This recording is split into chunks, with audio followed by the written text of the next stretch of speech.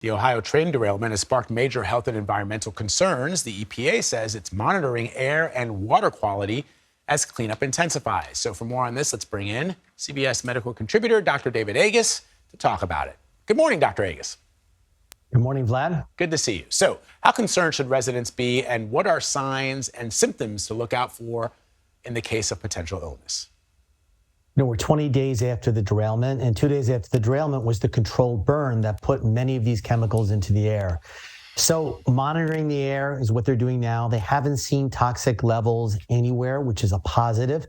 They're monitoring the city water, but many people in this area have their own wells, and obviously they can't go and monitor every individual's well.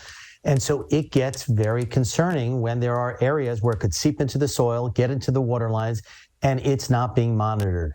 And so we have 4 chemicals that we know can cause problems, probably many other degradatory products, and the science is not settled. Nobody has done experiments to know what's the safe level of this chemical or that chemical that are allowed.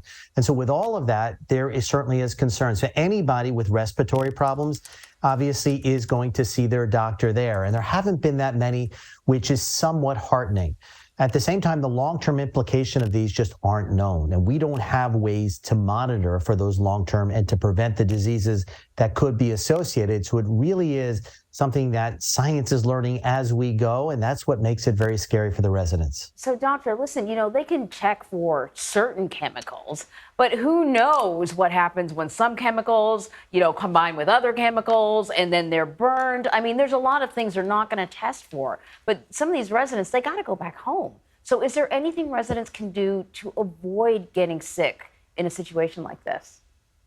So right now, you're totally right, is that we need to figure out ways so they can live a safe life and not worry.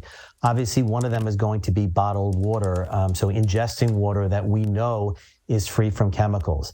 But you have to use water to shower, to wash your dishes and other things, so there's certainly a worry there. And, we need a real game plan of what's going to happen, how we're going to monitor things and what we're going to do, and transparency around it. And that really hasn't come out yet. So we're still waiting for that strategic long-term plan, which I think will make residents somewhat easy, at least knowing there's a plan, but it remains to be seen. Turning now to questions from the public. This one asks, my brother had COVID in 2020, and ever since then, he seems to be often sick. He's a young guy. He's 36 years old. Are there any supplements he can take to build up his immune system? Well, I think, Vlad, you know the answer to that one. The answer is no. There are no supplements that could build the immune system.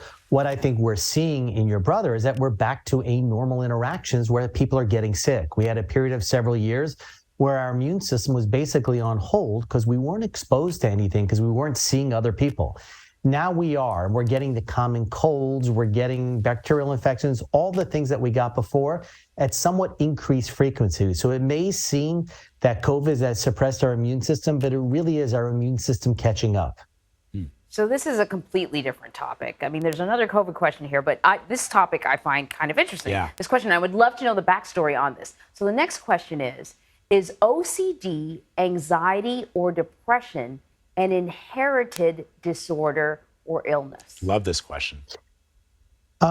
So that's a more difficult one. There is certainly, with both of those, familial associations, which means there is a genetic link in some individuals. At the same time, many individuals have no family history at all, and we don't know those genes that could be associated. So we have some genetic tests that can identify your higher risk for depression, for OCD, et cetera. And so, we're learning as we go. But being identified as genetically risky doesn't mean we have a specific treatment yet. And so that's the difficult part. There is some knowledge around it. We all know families where the father, the daughter, the granddaughter all had OCD and were affected in similar ways, or depression affected in similar ways. But right now, it's not changing how we manage those patients. And over time, it should give us some of the underlying understanding of those diseases, which really is going to be the promise of molecular medicine and targeted therapy. But we're not there yet. That's fascinating. Dr. David Agus, great talking to you. Thank you. Thank you.